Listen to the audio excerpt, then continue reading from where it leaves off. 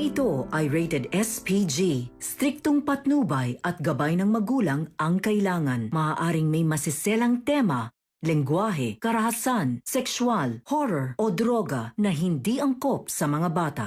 Nalalaman na kaya ni Doc Lindon ang kinaroroonan ni Doc Carlos?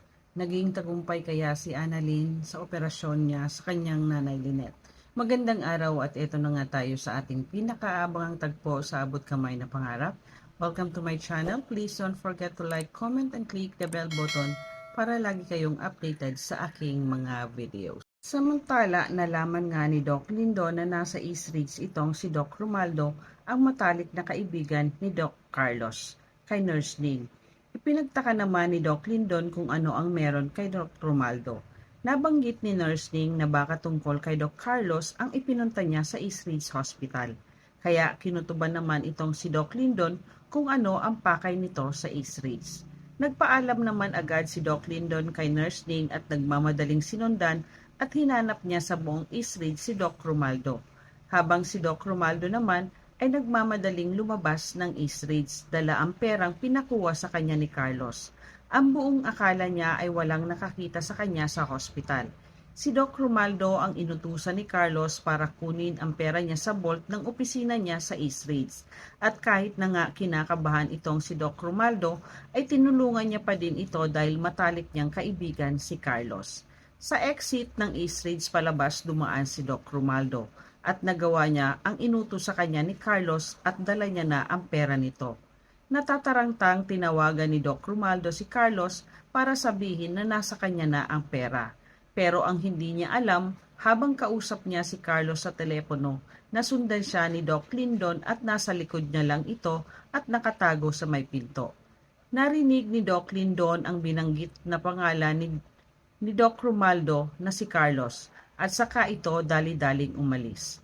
Napaisip naman si Doc Lindon at baka nga si Doc Carlos ang kausap ni Doc Romaldo sa telepono. Kaya hindi na siya nagdalawang isip pa, si Doc Lindon na sundan si Doc Romaldo para alamin kung totoong si Doc Carlos ang kausap niya sa telepono. Samantala, nalaman naman ni Zoe na nakakulong si Harry dahil sa ginawa nitong pagsugod at pagsuntok kay Dax. Sinabi kasi ni Dax sa press con niya na si Carlos ang mastermind ng lahat at idinidiin niya ito na may kinalaman sa pagpatay at pagdukot kay Don Pepe. Labis na ikinagalit ito ni Harry at hindi niya matanggap ang ibinibintang ni Dax sa Daddy Carlos niya. Kaya agad niyang pinuntahan ni Zoe si Harry sa presinto para tulungan niya ito. Binayaran ni Zoe ang piyansa ni Harry kaya ito nakalabas. Ngunit hindi naman nagustuhan ni Harry ang ginawang pagtulong sa kanya ni Zoe. Bagkus ay sinabihan ni Harry si Zoe na kung bakit siya nito tinutulungan. Sana daw ay pinabayaan niya na lang siya dahil hindi naman niya hinihingi ang tulong niya. Hindi naman magawang sabihin ni Zoe kay Harry ang totoong dahilan kung bakit niya ito tinutulungan. Walang kaalam-alam si Harry na magkapatid sila sa ama ni Zoe. Aalis na sana si Harry nang sabihin ni Zoe sa kanya na kaya ko lang ito ginagawa ay dahil nangako ako sa Daddy Carlos mo na hindi kita pababayaan. Sinabihan naman ni Harry na hindi ko na kailangan ang tulong mo, Zoe.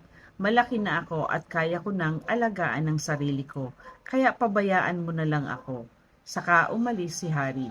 Naiwan naman si Zoe na hindi alam ang gagawin dahil kahit anong gawin niya kay Harry ay pinagtatabuyan siya nito. Sa isip niya na kung alam mo lang ang katotohanan, Harry, maiintindihan mo kung bakit ko ginagawa ang lahat ng ito dahil kapatid kita. Samantala, dahil sa malakas ang hinala ni Doc Lindon na si Carlos ang kausap ni Doc Romaldo na narinig niya kanina, nagpasa siya na sundan ito.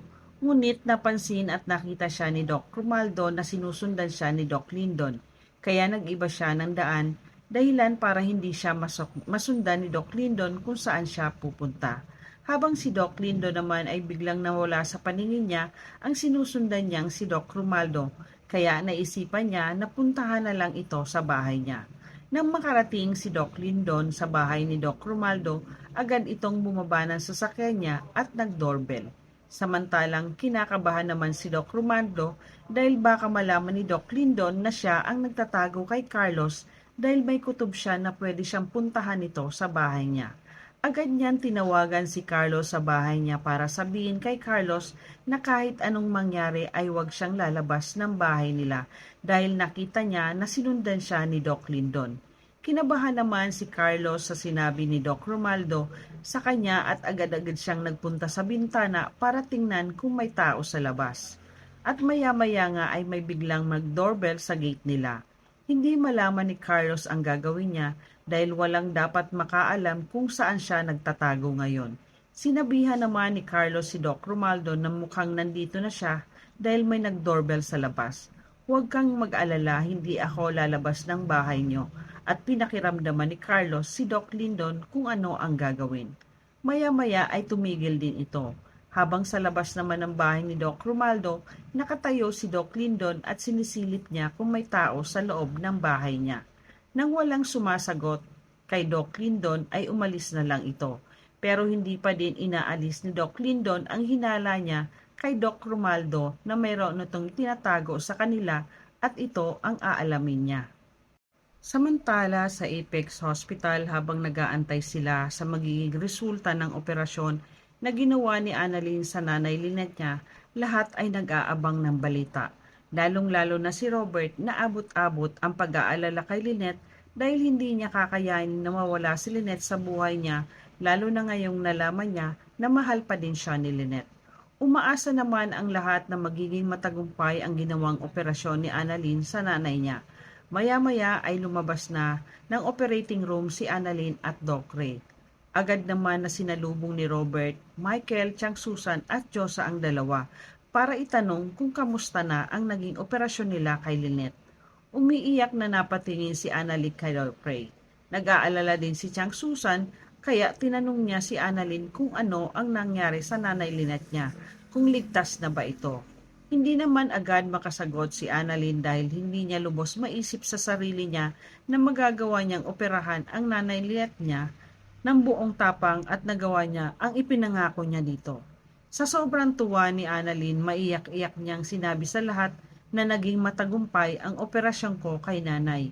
Ikinatuwa ng lahat ang ibinalita ni Annalyn na okay na ang nanay Lynette niya at sabay namang napayakap si Robert kay Annalyn at pinasalamatan siya ng tatay Robert niya sa pagligtas ng buhay ng nanay Lynette niya. Habang si Doc Ray naman ay hinangaan niya ang husay ni Annalyn bilang isang doktor. Ganon din sila Chang Susan, Josa at Michael. Masayang-masaya ang lahat sa naging resulta ng operasyon ni Annalyn at agad na balitaan ng buong taga-Apex ang ginawa ni Annalyn at lahat sila ay humanga sa galing ni Annalyn. Malalaman na kaya ni Doc Lindon na tinatago niya ni Doc Romaldo si Carlos? Umpisa na ba ang paghihiganti ni Carlos? At tuluyan na kayang makakalabas si Moira? Yan ang ating pakaabangan dito lang sa Abot Kamay na Pangarap. Huwag bibitiw at huwag kalimutan mag-subscribe. Maraming salamat po and God bless.